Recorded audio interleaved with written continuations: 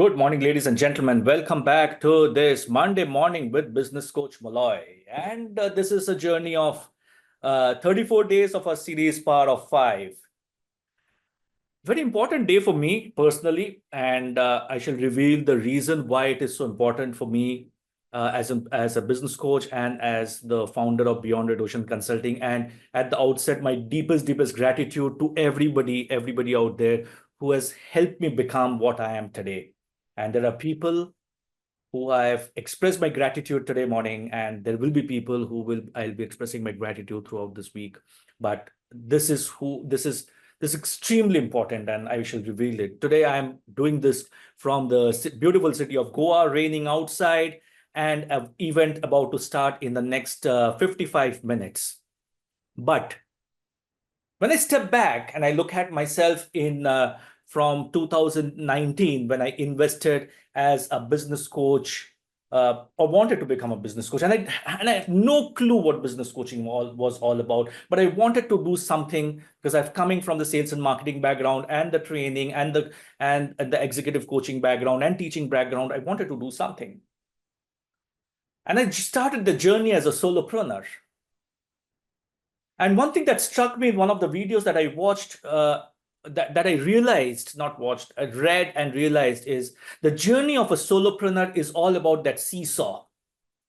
One day you are going out and seeking new business, and the other day you are going out and executing the business.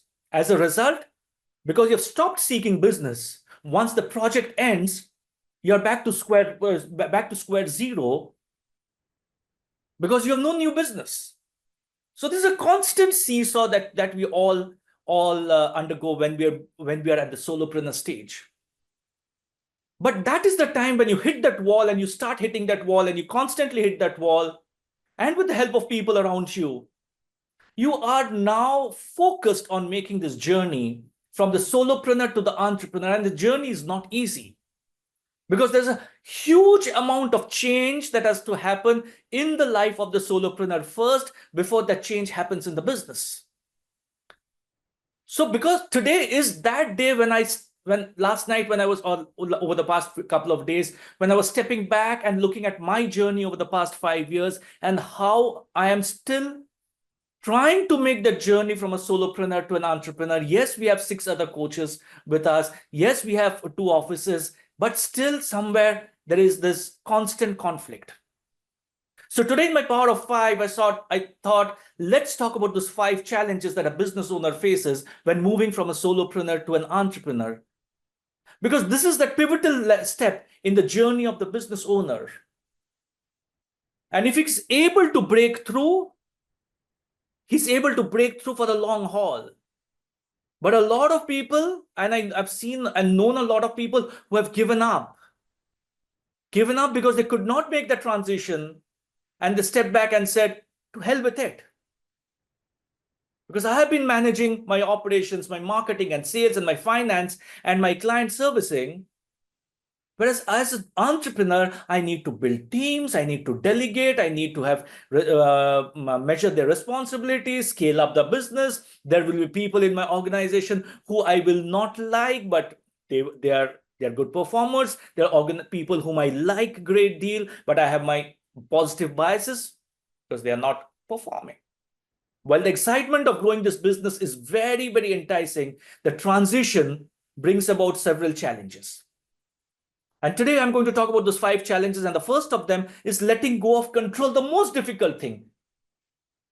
All of us have had our emotional challenges when we have liked someone, we were embracing someone, we wanted to be with someone, but life is not what you want it to be. Life is what it is. And at some point in time, you just need to let go and move on. Similarly with clients, there will be clients whom you have done everything possible. But one fine day, the client says, Moloy, let's move on. There will be people, employees in your organization, so very dependent. But one day they will say, sir, I have another job. So letting go is the most important element. And as a solopreneur, the business owner who's responsible for everything, This hands-on approach creates that deep emotional attachment to the business, making it hard to delegate. However, to scale the business, delegation is crucial. Micromanaging every aspect of the business becomes impossible as the business grows, and trying to do can lead to burnout. And entrepreneurs must trust their team and hire those resources who can take ownership. So what are some of the things that you can do? You can start delegating small, low-stake tasks and gradually increase the responsibility. Too many people make the mistake of hiring in a person and giving them the high-stake tasks.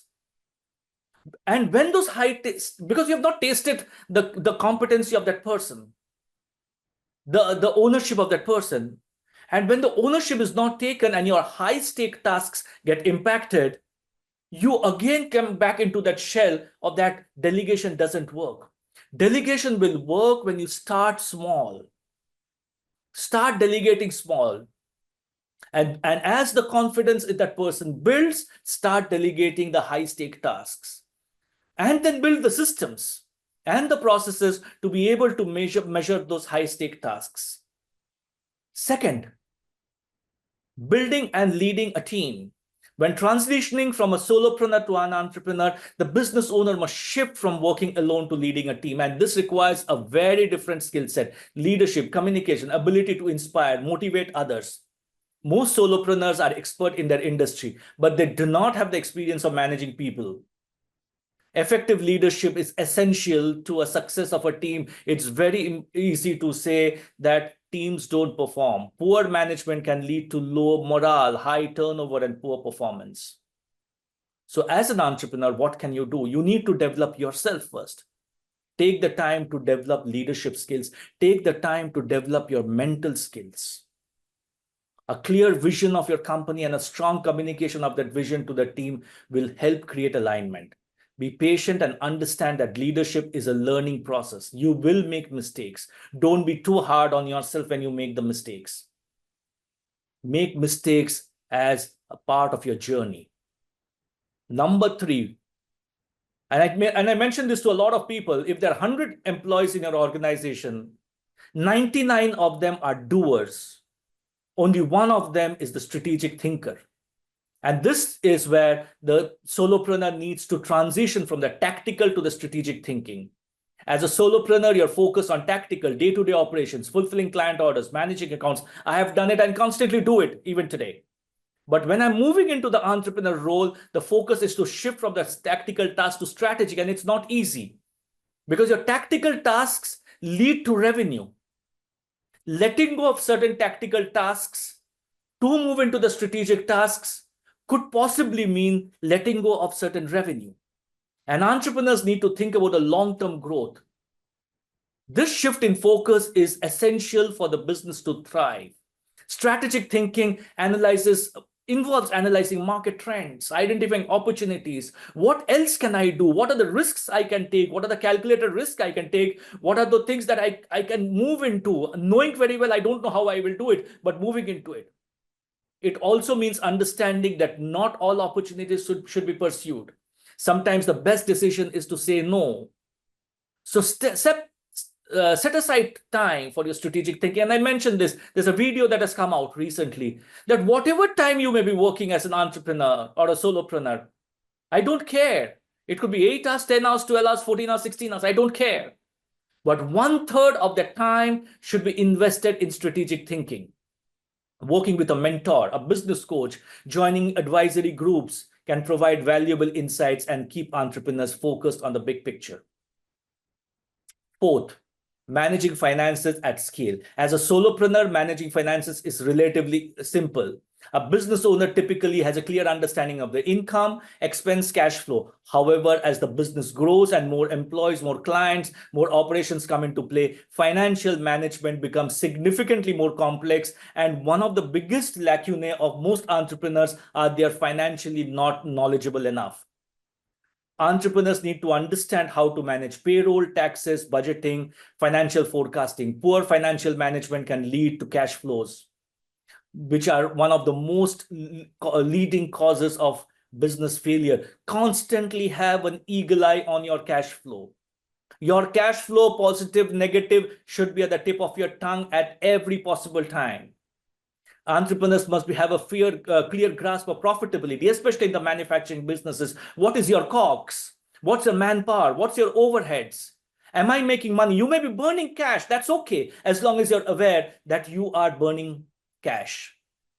Invest in financial education through formal courses, online training, implement financial systems and tools to track and manage the company's finances. Many entrepreneurs find it beneficial to hire a part-time or a full-time accountant to ensure that the financial health of the business is monitored. And number 5, work-life balance. There's nothing called as work-life balance anymore, unfortunately, when you're making this journey from a solopreneur to an entrepreneur. Yes, you need time for yourself. You need to go out to your gym. You need to go out and spend time with your friends. You need to relax. You need to meditate. You need to listen to music. But if you are looking for work-life balance, when you're making this transition from a solopreneur to entrepreneur, unfortunately, this is not the right time. Because the demands of managing a growing business can quickly consume that, will quickly consume the entrepreneur's time and energy. There could be stress, there will be burnouts, and there will be physical health problems. So you will have to find methods of managing the stress, the burnout, or the health problems. We will be, as entrepreneurs, be pressured to work long hours to keep running everything smoothly. Ensure that it is not leading to diminished productivity over the long haul. Yes, there will be periods when you will have those challenges. So again, when you're looking at work-life balance or the lack of work-life balance, it's all about delegating responsibilities. So what are some of the things that you can do for transitioning? 1, get a mentor or a mastermind group. Learn from others who have gone through similar transitions. 2nd, start developing systems and processes. To scale, businesses need repeatable systems and processes, document workflow, standing operating processes, key metrics. 3rd, focus on building cultures. You may need to let go of certain people who are not in your culture, but define your company culture. A positive company culture is one of the most important factors of creating a sustainable business. Embrace learning and growth. Embrace not only for yourself, but for your team members. What are your team members learning? Set learning goals for each of your team members. 5th, plan for the long term, but act in the short term. Too many people lose focus of the short term because they're too much in the long term, trying to do multiple things. So have a clear long-term vision, but focus on the short-term execution. Break down goals into manageable steps. Moving from a solopreneur to an entrepreneur is a significant shift that brings with it both challenges and opportunities. It requires letting go of control, building and leading team, adopting strategic mindset, managing finances. However, by embracing these challenges and taking a proactive approach to overcoming them, business owners can successfully transition to entrepreneurship. While the road may be difficult and will be difficult at times, the rewards of building the business that operates independently, grows sustainably, and has a lasting impact make the journey worthwhile. Work on it. Don't let go. Work on it. Focus on your leadership. Focus on your strategy, and you will be positioned for long-term success. Probably me, I have come only 20% of that journey. But I can assure myself and a lot of people out there that by 2030, I would have completed a major part of that journey. And I wish all of you who are in the solopreneur mode, who are struggling for scale up, make that path, because it's not going to be easy, but the rainbow at the end of the tunnel is worth all the effort that you're putting in. If you need any help, reach out to us. We have 7 coaches now, and one of those coaches would help you make this journey. I wish you all the best. And thank you so much for being with us. You have made me what I am. And I know some people out there listening to me. Thank you. So till next Monday, same place, same time, with another episode of Power of 5, I bid adieu to all of you from this beautiful city of Goa, and see you on Monday, next Monday, from Mumbai, with another episode